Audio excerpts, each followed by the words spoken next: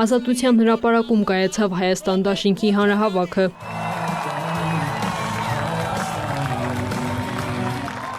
Դաշինքի առաջնորդ Ռոբերտ Քոչարյանը իր ելույթի սկզբում իշխանությունների 8-ամյա գործունեությունը ներկայացրեց 7 հիմնական կետերով, քննադատելով անվտանգության, արտաքին քաղաքականության, սոցիալ-տնտեսական եւ հակակոռուպցիոն ոլորտներում կառավարության վարած քաղաքականությունը։ Առաջինը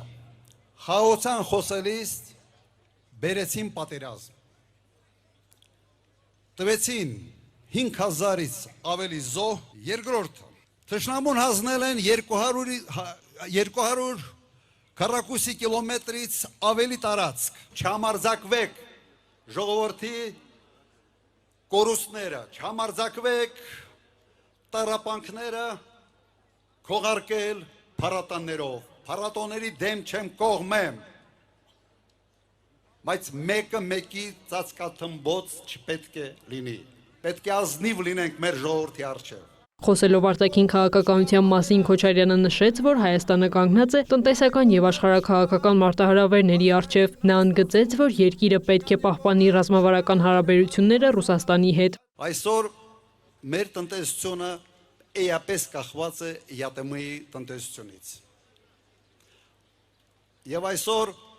փաստորեն Հայաստանին դրվել է ուլտիմատում։ Որոշեք դուք որտեղ եք, սա անհետ չի մնալու մեր ժողովրդի համար։ Եվ եթե ինչ-որ հրաշքով այս իշխանությունը մնա, ապա Հայաստանի տնտեսությունը հայտնվելու է խորը ճգնաժամի մեջ։ Հավատացեք ինձ, ես գիտեմ ինչ եմ ասում։ Եվ հանուն ինչի այս ամենը։ Հանուն նրան, որ մեկ մարդ ուզում է անպայման պահել իր աթոռը,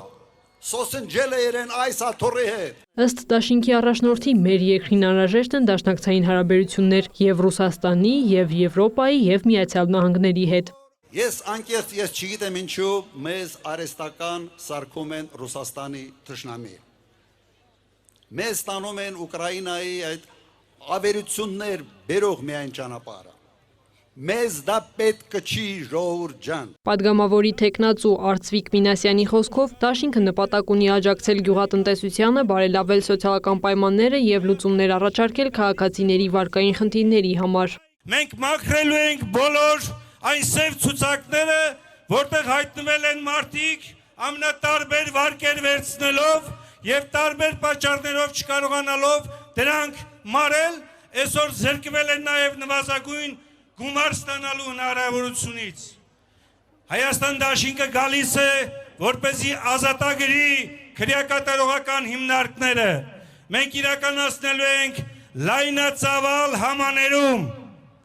համաներում թե քրեական, թե վարչական եւ թե նաեւ ֆինանսական ամենածավալուն ուղղություններով։ Պատգամավորի թեկնածու Իշխան Սաղաթելյանն էլ նշեց այն հիմնական կետերը, որոնց պատճառով մարդիկ պետք է քվեարկեն Հայաստան դաշինքի օգտին։ Քվեարկելով համար 17-ին Հայաստան դաշինքին,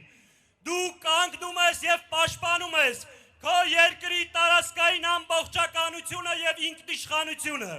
Քվեարկելով Հայաստան դաշինքին, դու կանգնում ես հայ առաքելական եկեղեցու կողքը եւ պաշտպանում ես քո ինքնությունը։ Քվեարկելով Հայաստան դաշինքին, դու արմատախիլ ես անում թմրամոլությունը, հանցագործությունը,